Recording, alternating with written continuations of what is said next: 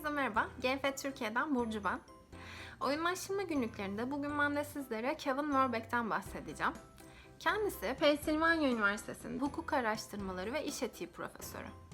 Aynı zamanda var olan ve gelişmekte olan teknolojilerin stratejik sonuçları konusunda araştırmalar yapıp bu konuda tavsiyelerde bulunan bir araştırmacı.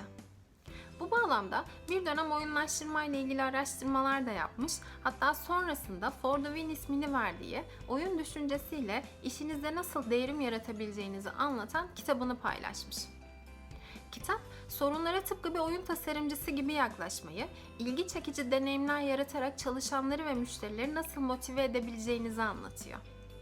Kitap 7 dile çevrilmiş ve bu alanda standart bir çalışma haline gelmiş.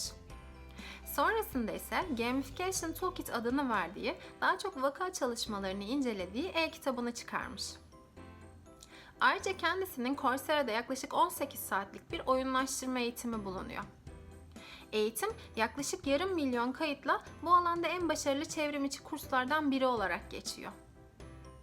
Oyunlaştırmayı, oyun ögelerinin ve oyun tasarım tekniklerinin iş ve sosyal alanlara uygulanması olarak tanımlayan Kevin Verbeek, eğitiminde oyunlaştırmanın neden bu kadar büyük bir potansiyele sahip olduğunu ve nasıl etkili bir şekilde kullanılabileceğini öğretiyor.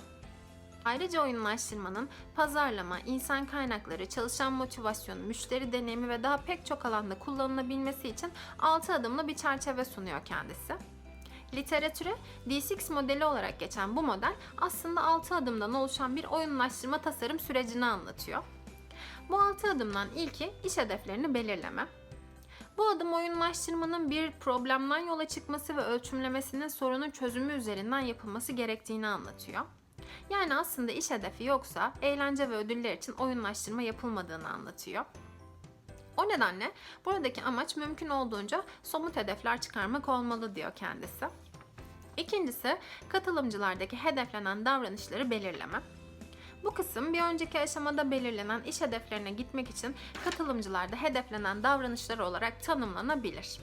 Mesela daha çok satış yapılması ise hedef, satış araması yapılması, satış taktiği oluşturulması, satış için ön bilgiler toplanması gibi küçük adımlar ile sonucunda bu küçük davranışların büyük adıma yani hedefe ulaşılması beklenir.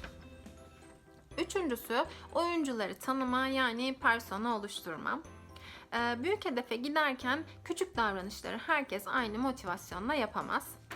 Bu sebeple hedefleri ve davranışları belirledikten sonra personalar çıkararak karaktere göre belirlenen motivasyon taktikleriyle hareket etmenin daha etkili olacağından bahsetmiş.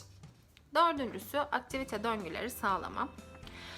Bir davranışı yapmak sadece deneyimlemek ve öğrenmek için iyidir. Oyunlaştırma aslında kişilerde o davranışı alışkanlık olarak kazandırmayı hedefler.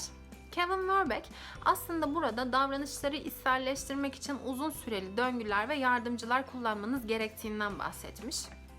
Beşincisi, eğlenceyi unutma. Burada aslında biraz yaratıcı olmak gerekiyor ve bir şekilde müşterinin ve kullanıcının dikkatini çekmeyi başarıyor olmanız gerekiyor. Ve son adım olan 6. adım ise uygun araçlarla uygulama. Bu adımda aslında oyunlaştırmanın tak çalıştır bir model olmadığını, aksine çevik bir süreç olduğunu, takip ve raporlama gerektiren, duruma göre de devamlı iyileştirmeler yapılması gerektiği gerçeğinden bahsetmiş. Evet, oyunlaştırmayı bir motivasyon mimarisi olarak gören ve insanlığın hizmetinde bilim ve sanat melezi olarak benimseyen Kevin Verbeek ile ilgili benim aktaracaklarım bunlar. Siz de hayatınızda oyunlaştırmanın güçlü etkilerinden faydalanmayı ihmal etmeyin. Hoşça kalın.